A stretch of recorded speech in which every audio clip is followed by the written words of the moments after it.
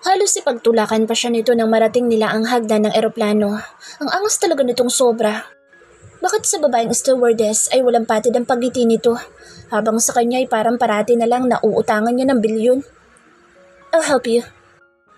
Presenta ni Leander at kasamang inalahad noon ang kamay sa kanya na kaagad na pinukol ni Terence ng makamatay na tingin.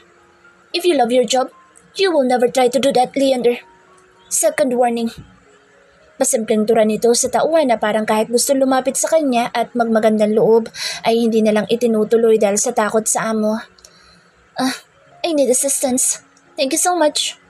Mabilis na dinakip ng dalaga ang kamay ni Leander na babawiin na sana nito. Binalatan niya pang stepbrother. Ako ang first lady kaya may karapatan akong humingi ng assistance. Yaman din naman na hindi mo iyon ibinibigay. Dear future husband. Sa iba ko na lang hihingin. Hindi mo siya pwedeng sasantakin dahil ako ang may gusto na humawak sa kanya, no? Manigas ka. Irap niya na may kasamang pagtataray saka humakbang papaakyat sa hagdan pero ang lakas ng tili niya nang matapilok siya dahil hindi siya nakatingin sa baitang. Oh, ingat! Ani Leander saka inalalayan siya sa bewang. Halos mayakap siya na lalaki dahil sa katangahan niya. Ang syukit! Nguso niya rito at saka siya tumingin sa paan niyang napatabingi. Epic fail. Clumsy. Iritadong bulong naman ni Terence sa may likod niya kaya pinakairapan niya ang binata. Dahan-dahan siyang inalalayan ni Leander papaakyat at wala siyang pakialam sa mga naiwan nila sa likuran. Mabango ang lalaki at pogi. Nang tingalaan niya ito ay kitang-kita niya ang matangos nitong ilong, mapula at maninipis na labi, dark brown na mga mata at may kakapalan na mga kilay. Maganda din ang buhok nito na crew cut ang gupit. Bagay na bagay iyon sa lalaki na parang militar sa tikas ng tindig. Kaano-ano mo si Lord Terence? Mahinang tanong ni Leander sa kanya habang akay siya. Sasagot na sana siya pero agad niyang naisara ang bibig nang maalala niya na nasa policy na bawal siyang sumagot sa mga tanong ng tao sa paligid niya. Terence has the right to answer every query and he has the authority to declare whatever he wants to declare. If he wants to declare that she's his wife, then she must just agree. Better ask him na lang. Nagtatagalog ka pala. Pwede ba kita maging kaibigan? Wala akong magiging kaibigan sa Dublin. Anya rito pero may sumagot sa likuran nila at inagaw ang siko niya. No, you're not allowed to make friends with my men. You are not allowed to make friends with any man. I'll show you, your sweet, dear fiancé. Ani Terence kaya tigagal siya. Marahas siya nitong hinila at naiwan naman na natitilihan sa Leander. Nasagot na ang tanong noon kaya wala na siyang dapat na sabihin pa. Kaladkad siya ng binata papunta sa kung saan hanggang sa isalya siya nito papasok sa isang kwarto na bukas ang pintuan. Agad niyang nailibot ang mga mata sa paligid at namangha siya sa gara ng kwarto na iyon na may maliit na kusina. May sala, may shelf na puno ng mga aklat, may kama at malamang ay may banyo din. Nakapumewang si Terence sa may likuran niya at dila ang labi na nakatingin sa kanya. If you need assistance, use the intercom. Turo nito sa isang aparato na nakakabit sa dingding. Call the attendant and not one of my men. Kinuha niya ang telepono sa dingding. Hello, phone pal? Walang sagot kaya ibinaba niya at nga ang binata sa kanya. Nakabawi ito kaagad at pinagbuhol ang mga kilay. You got it? Stop flirting! Pabulyaw ang pagkakasabi nito sa huling salita kaya agad niya itong hinampas sa dibdib dahil nasa may harap na siya nito. Huwag mo akong masigaw-sigawan. Hindi ako bingi. Napaka-overprotective mo. Talo mo pa si Papa sa sobrang stricto mo. Wala pa tayo sa Dublin at hindi pa kita asawa kaya pwede kong gawin ang gusto ko.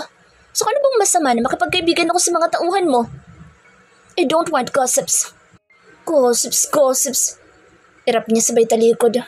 Lahat na lang ng bagay ayaw mo. May bagay ka bang gusto? Insulto niya.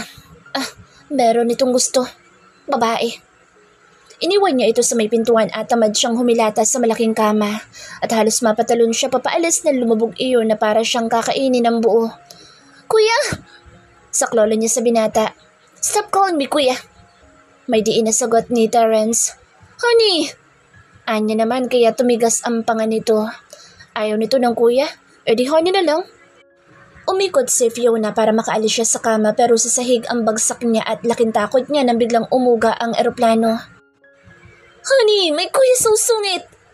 Tali niya at napatakbo siya nang mabilis papalapit kay Terence. Agad siya lumambitin sa balikat nito at pilit na nagpapakarga. The plane shook once more, simultaneously going along with the wild thumping of her heart. Totoong takot ang naramdaman niya at pilit niyang isiniksik ang sarili sa binata na parang poste ng Meralco sa pagkakatayo. Diyos ko, patawad po sa lahat ng kasalanan ko. Usal niya habang nakapikit. She felt his hand landed at the back of her head, cupping it firmly. Salamat. Akala niya ay hindi siya nito hahawakan. Kahit paano ay nakatulong iyon para maibsan ang kaba niya kahit hindi siya nito kinarga. Tumigil din naman ang munting pag-uga na iyon kaya nakahinga siya ng maluwag. Ano ba itong eroplano mo? Bakit umaalog?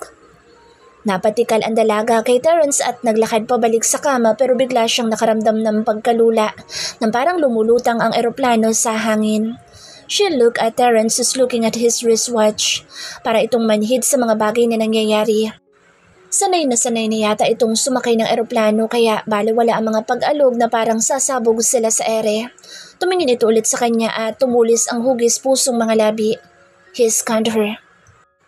I'll send Faustina and get you a change. No more skirts and spaghetti strap tops. Anito sabay talikod kaya napatanga siya. Nasuri ni Fiona ang sarili. Ano bang problema nito pati sa pananamit niya? At pati paninindigan talaga nitong pakaalaman. Never ever talk to my men. No, Leander. Terence even partly tilted his head before shutting the door close.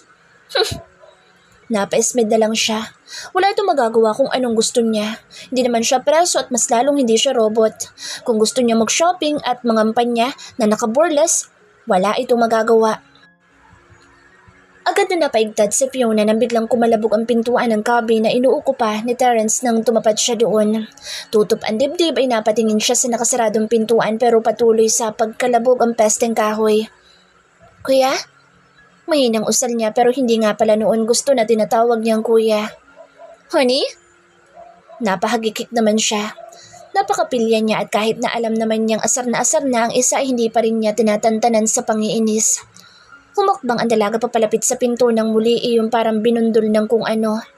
She's thinking something inappropriate. What if he accidentally locked himself, couldn't get out anymore? Oh shit! Mura na isang lalaki at kasunod noon ay ang sunod-sunod na pag-umpog ng kung anong bagay sa kahoy. Shit to! Nataranta siya at binilisan ng kilos. At mga hawakan na lang niya ang knob nang may magsalita na naman sa may likod niya. If I were you, I wouldn't. Hawak ang leeg ay halos mapatalon si Fiona sa gulat.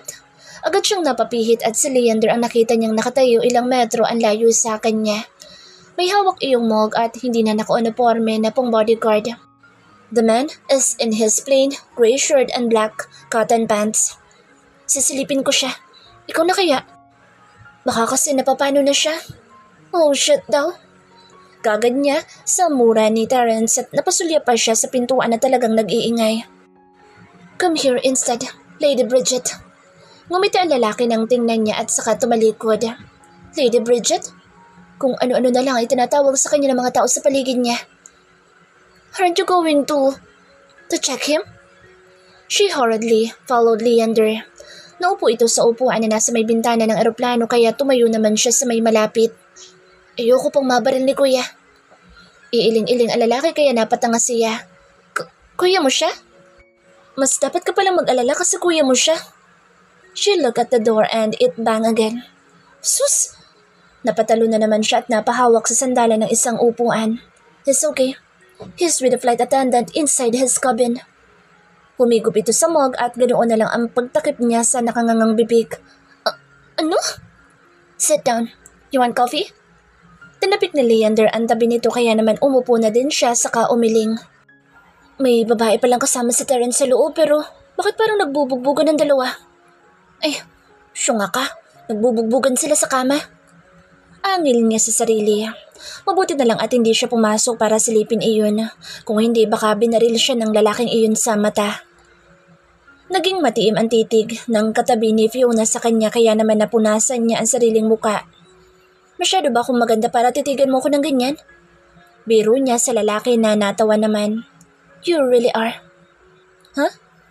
Napakapit si Fiona sa upuan. Hindi niya inaasahan ang tahasang pagsabi nito na maganda siya. Siyempre ay tuwang-tuwa naman siya na may nakakakita sa kagandahan niya. Eh di crush mo na ako niyan. Biro naman niya na lalong ikinalakas ng tawa nito. Mabuti pa ito dahil mabilis na pangitiin at patawanin. Si Terence ay parang kahit na anong gawin ay parati na lang na nakasimangot. Don't make me laugh and don't make me smile with the truth. Tumingin si Leander sa kanya at doon na siya napakamot sa ulo. Crush pala siya nito. Magpapamisa na ba siya dahil may nagkaka-crush sa kanya? Wala sa kanyang nangangahas na maligaw kahit na isa. Hindi niya alam kung anong mali sa kanya pero sadyang hindi siya ligawin. Maraming tumitingin pero hindi umaabot sa punto na magpaparamdam. Ang isang ito ay parang nagpaparamdam kahit na kanina lang sila nagkakilala. Palabiro ka pala. Ani na lang ng dalaga. Dapat pala hindi nga ako lumalapit sa iyo dahil baka masasante ka. Naalala niya bigla ang banta ni Terence. Hindi naman siya takot sa impacto na iyon. Kaya lang ang inaalala niya ay si Leander. Kawawa naman ang pamilya nitong umaasa dito kung mawawalan ito ng trabaho dahil sa katigasan ng ulo niya. Tumayo si Fiona at tinangkang umalis pero mabilis na nahawakan ng lalaki ang pulsuhan niya at maingat siyang hinila papaupo ulit. Sit down. Don't be afraid. Hindi ako masisasante ni Kuya. Kuya ulit? Napanganga na naman siya at bilang isang dakilang chismosa ay napaupo siya nang wala sa oras. Makabingwit nga na impormasyon. Malay ba niya kung may pwede siyang ibato sa mahilig na si Terence? E di mapapanot iyon sa konsumisyon. Kuya mo siya? Di ba? Lord Terence ang tawag niyo? O kaya naman ay Master? Narinig ko yung isa kanina, Master ang tawag sa kanya. We call him Lord or Master for formality. But the truth, we're closely related to each other. I am his cousin, father's side. Tumingin ito sa mga mata niya at tumango na lang siya. Bakit ito isang bodyguard? Mayaman si Terence. Correction, ubod ng yaman tapos ang pinsan ay nagtatrabaho bilang isang bodyguard lang? Bakit Lord siya tapos ikaw ano? Bodyguard. Medyo nailang si Fiona sa sariling tanong dahil baka bigla itong ma-offend. Pero mukhang open-minded naman ito. Mas matured pa nga itong magsalita kaysa kay Terence. Puro lang iyon sigaw at sungit pero parang pabebe naman. Sperm lang kasi ando na siya ni Daddy sa mama ko. Ngiti nito na ikinasamid niya. Ang straight itong magsalita. No, she believes. Magpinsan nga ang dalawa ni Terence. Masyadong walang filter ang mga bibig. Kung may filter man, parehas na naka-vivid mode. Oh, vivid mode kay Leander pero kay Terence ay super vivid mode. Ano naman ang ibig mong sabihin? Nagiging chismosa na siya. Dati na siyang chismosa, hindi lang halata kasi maganda siya. As simple as they never made love.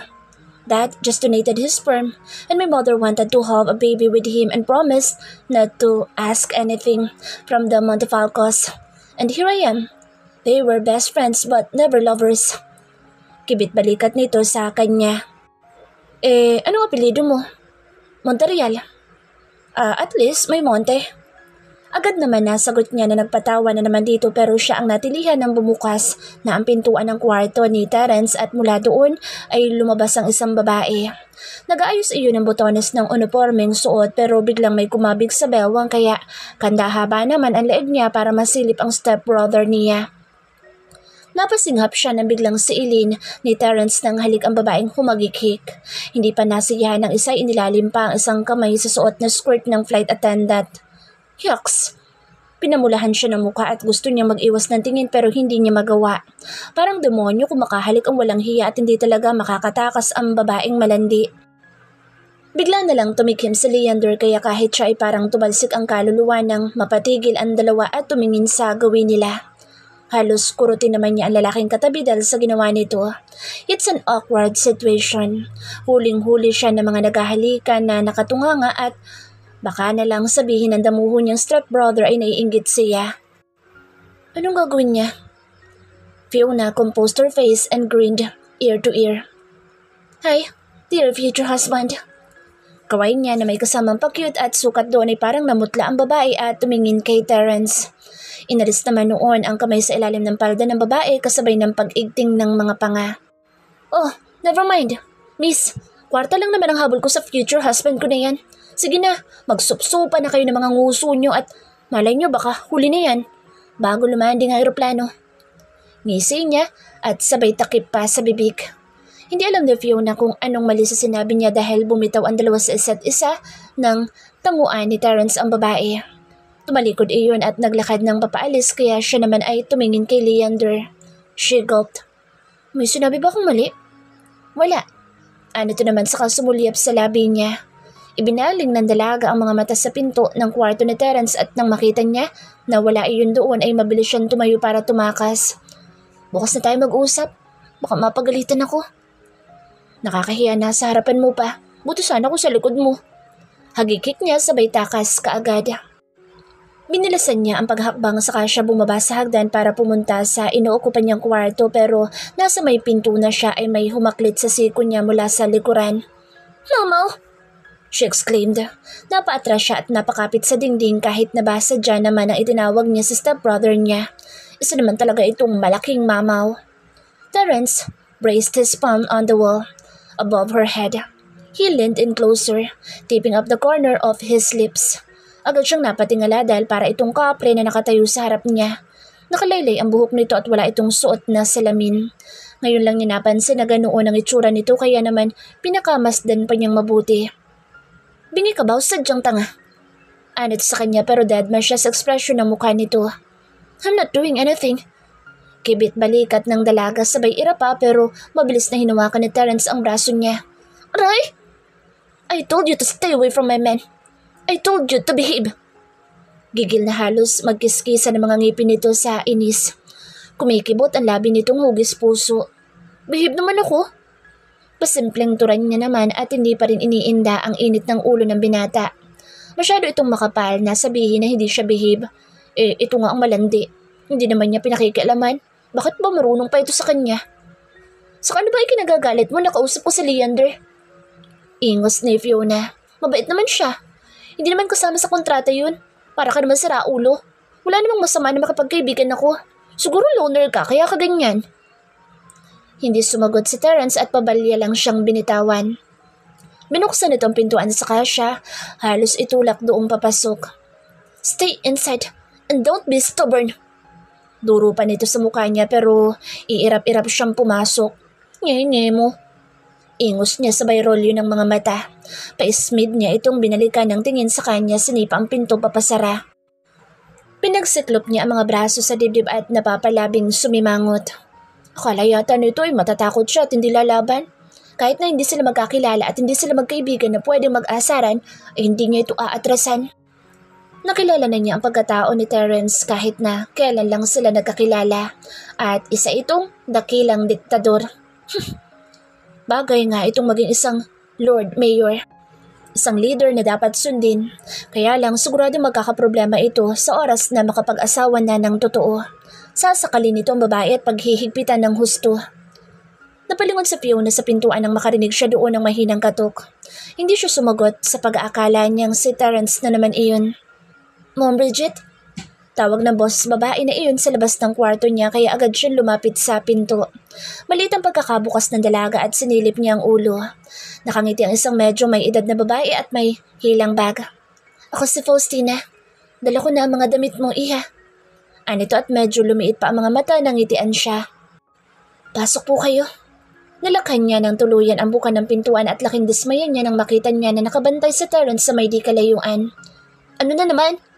She spots, landing her palms on her waist. Nakatitig lang iyon sa kanya at tumulis ng bahagi ang labi. From now on, you wear jeans and casual blouses. Neck mo! Mataray niyang tinalikuran ng stepbrother at padabog na isinara ang pinto. Matapos na makapasok ni Faustina. Kaswal na binalingan niya nang tingin ang bag at napangisi siya. She'll not give that autocratic man satisfaction. I am the one who's in charge to teach you how to respond to certain circumstances when Terrence becomes the Lord Mayor. Nakangiting sabi ng babae na parang aristokrata ang kilos. Iba ito kaysa sa tita, Belinda niya, dahil ang totoo ay parang siya din ang babaeng iyon. Circumstances? Like what po? Takang tanong ni Fiona sa kaharap. How to speak and how to react when you hear gossips about him. I will teach you how to dress properly and how to move like a noblesse.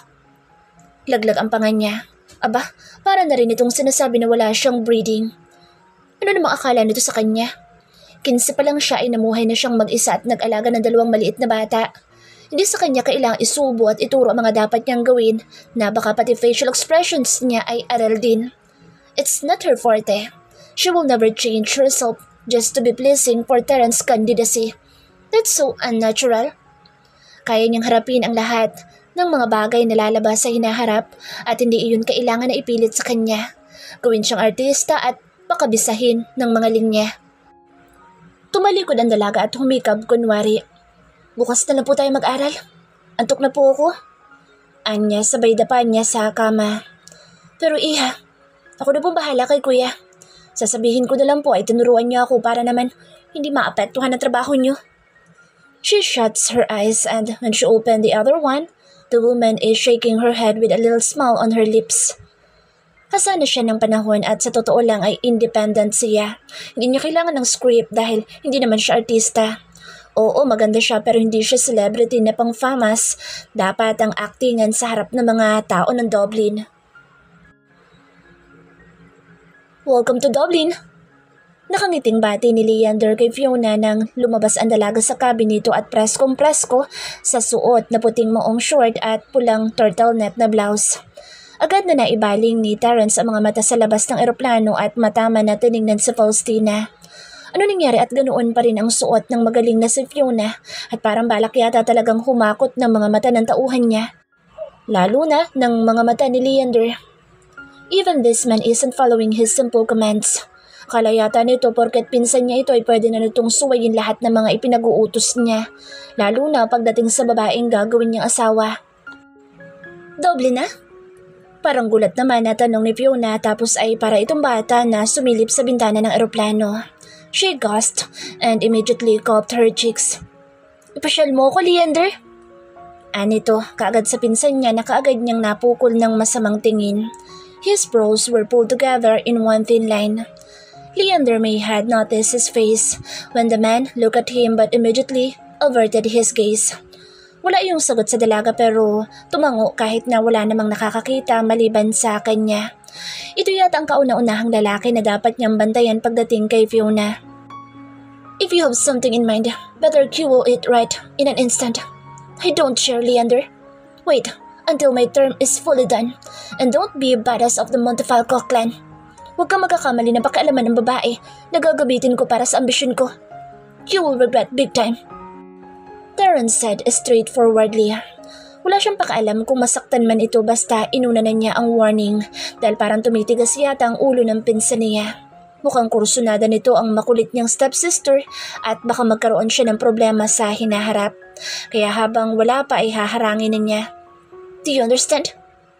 Malumanay pero may balasik niyang tanong kay Leander na napatango naman. Terrence, malambing na tawag sa kanya na isang babae mula sa may tagiliran niya kaya lukot ang noo na hinarap niya iyon. What? He deadly asked. Patay din ang mga matang itinunghay niya sa babae na hindi na kaagad nakapagsalita. Tumingin lang iyon sa kanya at pinilipit ang mga daliri. Speak up. Utos niya sa flight attendant na ni pangalan ay hindi niya alam pero ilang beses niyang natikman sa kama sa loob ng biyahe nila papuntang Dublin mula Pilipinas. Umiling ang babae kaya halos dismayado siyang napabugan ng hangin. Huwag mo kong hahabulin. Sa lahat ng ayoko ay yung parang aso na bubumuntot matapos tumuwad sa harap ko. You agreed to all my terms before spreading your thighs in front of me. The consequence is here. We have to part ways and just live with the memory. Isa pa, huwag kang magkakamali na pupunta sa akin o tatawagan ako. Magpapanggap na buntis at ako ang ama dahil ipapapatay kita. Tahasang sabi niya sa babae na ikinasinghap ng makulit na si Fiona mula sa di kalayuan. I wasn't born yesterday. My condoms never fail. Thanks for the time anyway. I enjoyed your company. Ngisi niya sa flight attendant na parang maluha-luha pero wala siyang pakialam doon. Sanay na siya sa mga babaeng tulad nito. Bridget! Paangil na baling ni sa stepsister na nakatingin sa babae niya. Umismid ito ng balingan siya. Ano na naman? Huwag kang mag-alala. Hindi ako buntis at hindi ako maghahabol sa'yo na parang asong ulol. She snapped right away, making him lose his instance. Natagagal siya ng matara itong maglakad papalapit at pinakaismeran siya ng sobra nang tumapat sa kanya. Nagpatiuna itong maglakad pababa ng eroplano samantalang ang plano niya ay sumabay ito sa kanya. Tutuloy sila sa judge na magkakasal sa kanila, tapos ay diretso sila sa ama niya. Yun ang plano niya. Ano kaya yung plano ng babaeng ito na parang turista sa Dublin? Walang imik siyang bumaba at talagang hindi na niya tinapunan ng tingin ng attendant. Fiona, darling! Baby boy! Tili na isang pamilyar na boses at nantumbukin ng mga mata ng binata ang pinanggalingan noon ay hindi na siya nagtaka na nakita niya sa Belinda. Bumaba iyon sa isang itim na limousine at halos ilipad pa ang suot na sombrero. Tita Belinda! Tili din naman ng isa at patakbong sinalubong ang ina niya. Terence doesn't wonder. Birds on the same feathers flock together. Magkatulad ang dalawa, kaya malamang magkasundo ang mga iyon. Nanunulis ang mga labi na tumingin siya sa nasa kaliwayan niyang si Leander at may ngiting nakatitig kay Fiona. Hindi niya gusto ang tabas na mukha ng pinsan niya. Leander is one hell of a playboy too. Mabait ito pero iba ang mabait sa hindi marunong ng dapat taluhin. Ilang babae na niya ang sinambot na lalaki tapos ay naikukumpara silang dalawa sa huli. Leander is a gentleman, while he is an autocratic gentleman.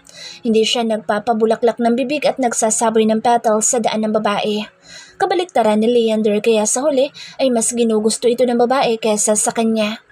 Oo, magaling siya sa kama at mas gusto siya ng mga babae sa aspetong iyon, pero hindi sa pagpapakita ng importansya. He lacks that thing and he doesn't know why. Where's Dad? Tanong ni Terence sa ina na nakangisi. Pilit na inaabot ng babae ang pisngin niya para humalik pero hindi siya yumuyuko. He's still with his colleagues, doing his finishing touches for your campaign. Anang ina niya kaya tumango siya. That's great. We can proceed to the wedding and I'll meet him tonight. He'd probably be home, right? Tumaas ang isa niyang kilay kay Belinda. Yes. An address for your stepdaughter? Dumako ang mga mata niya kay Fiona na nakatuwad sa limousine at halos isabit ang katawan sa bintana ng sakyan. Dismayado siya sa kilos nito at hindi niya alam kung paano ito patitunuin. All set and done. Ngisi ni Belinda at parang korteng euro na ang kumikislap na mga mata. Malapit na nitong makuha ang iniuungot sa kanyang 100 milyon at hindi niya alam kung makikita pa niya ang anino ng ina matapos niyang maiabot ang kwarta dito. Saan naman kaya ito pupunta? Baka naman wawaldasin na naman ito ang milyones sa panlalalaki. Mabuti na lang siya at wais. Nambababae siya pero hindi siya bumibitaw ni isang singkong duling. Ngayon lang siya gagastos para sa kapakanan at katahimikan ng daddy niya. That old man wanted a wife for him and so be it. He's going to spend too much for Fiona's dreams but he doesn't care.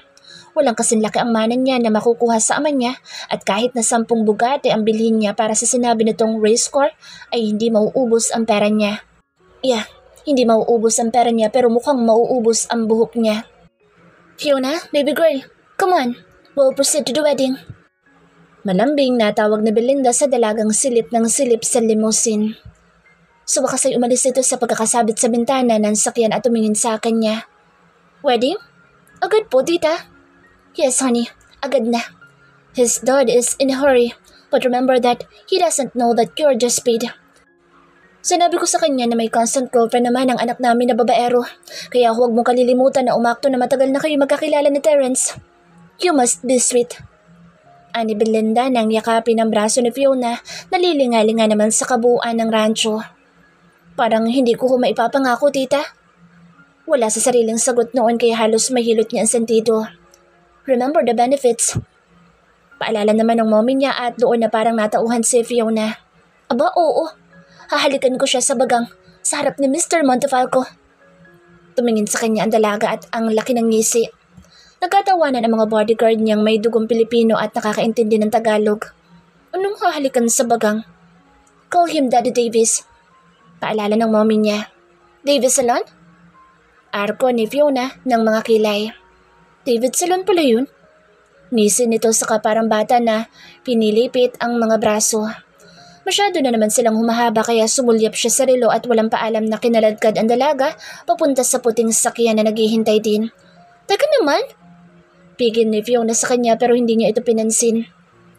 Be gentle naman, baby boy. Huwag mo naman kaladkarin sa Fiona. Pasaksi naman na paalala sa kanya ni Belinda habang susunod-sunod iyon sa kanila. Tita? Ang harsh niya. Pasensya ko kayo kapag napukpok ko ito ng kaldero.